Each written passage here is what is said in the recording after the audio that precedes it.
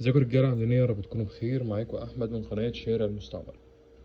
النهارده حلقه جديده من التليفونات المستعمله او سوق الموبايلات المستعمله. زي ما انتم شايفين كل الموبايلات اللي انتوا شايفينها قدامكم دي بتتباع كموبايلات خردة. يعني مثلا انا لو جربت لكم الموبايل ده،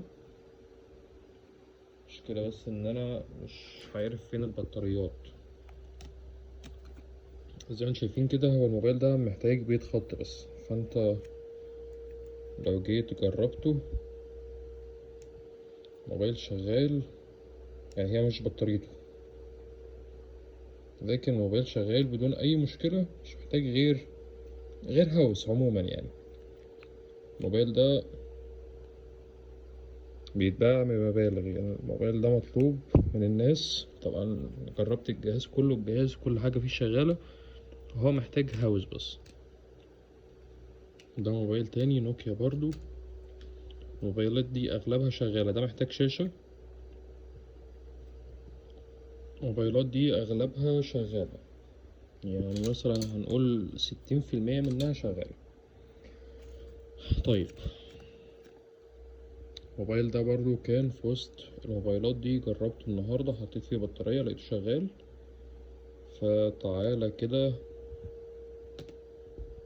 نقفل الجهاز. طبعا ده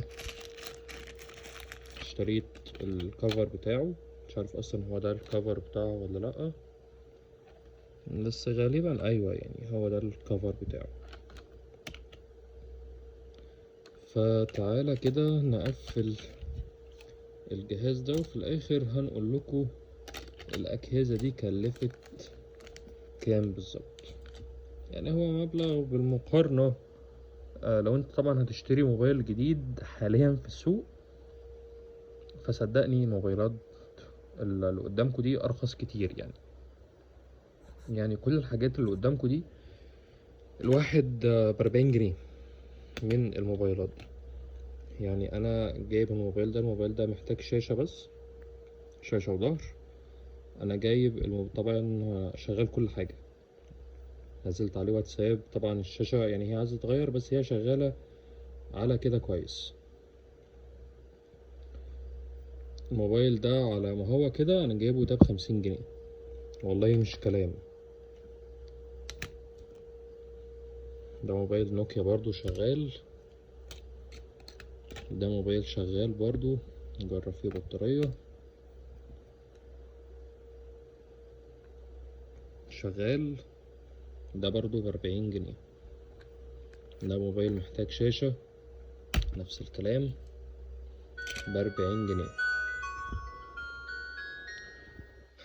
ده برضو محتاج سامسونج، محتاج شاشة فلاتة، برضو جايبه ب40 جنيه. يعني مفيش بعد ان ده اللي شغال جايبه ب40 جنيه والله. في حاجات لقط بصراحة. ده برضو فلاتة، نفس السعر، ده محتاج بطارية. فتعالى كده نشتغل في ده، نركب طبعا هو هنا الهاوس مكسور، بس مش مشكلة، يعني هنظبطه. تعالى نقفل الموبايل ده كده ونشوفه بعد ما نقفله هيبقى عامل ازاي.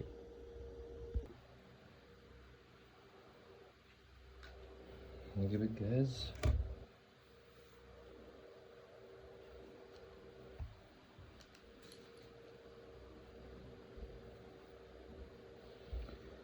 هي المشكلة شوية المسامير بتاعة الجهاز، عشان طبعا ده ما بيركبلوش أي مسامير.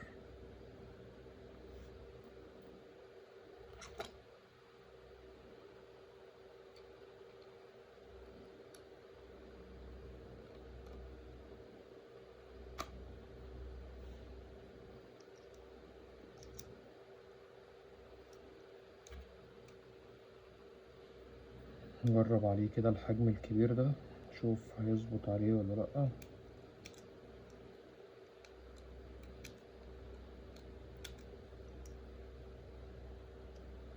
المشكلة أصلا إن سلاح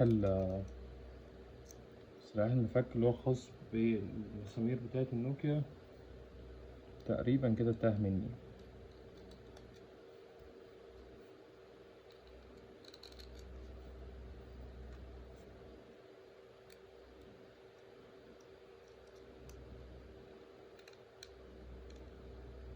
المسامير دي هتكون كبيرة على الجهاز، نحاول نشوف مسامير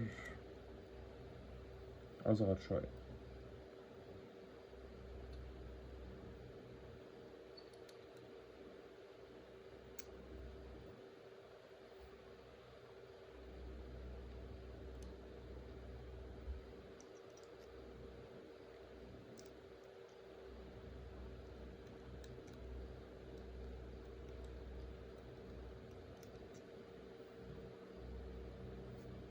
المشكلة حرفيا في الأجهزة دي الحوارات بتاعتها.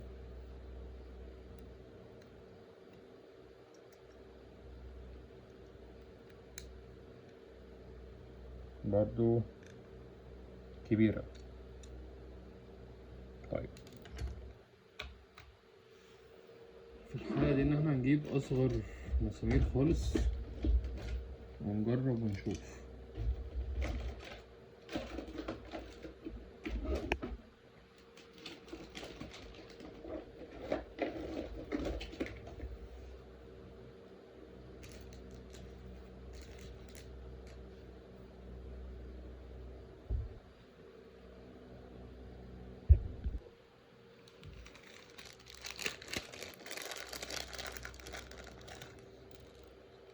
طيب دي أصغر مسامير موجودة.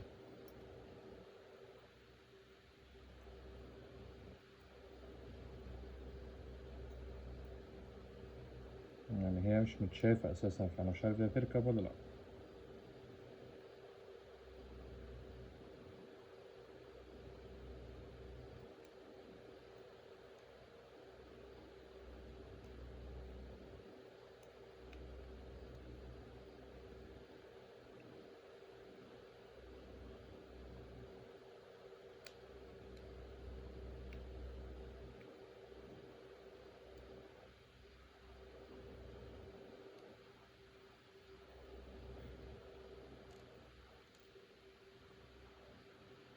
والله هي ركبت، بس أنا برضو مش واثق فيها.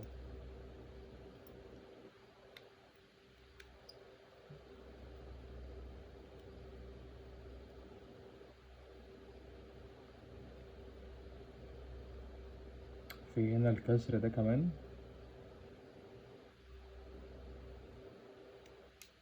طيب زي ما قلت لكم المسمار اللي أنا ركبته فوق ده وقع، فخلينا نفك ونعالج الأول الكسر اللي هو باين ده.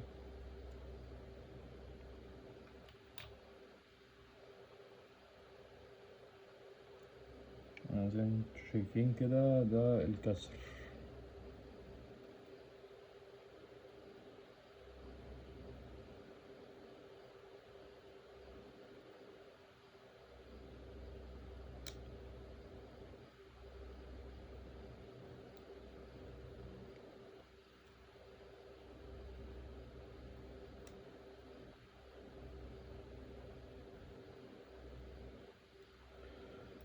طيب في الحالة دي هنستخدم معجون حديد، يعني في اللزق ده، بس اللزق ده مخصص للشاشات بس، مش هيبقى عملي أو هيسيب بسرعة يعني.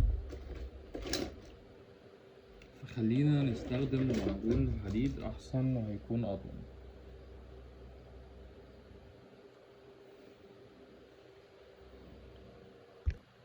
علشان مطولش عليكم الحلقة، خلينا نقفل الحلقة دلوقتي، والحلقة الجاية إن شاء الله نوريكم النتيجة النهائية. أشوفكم على خير.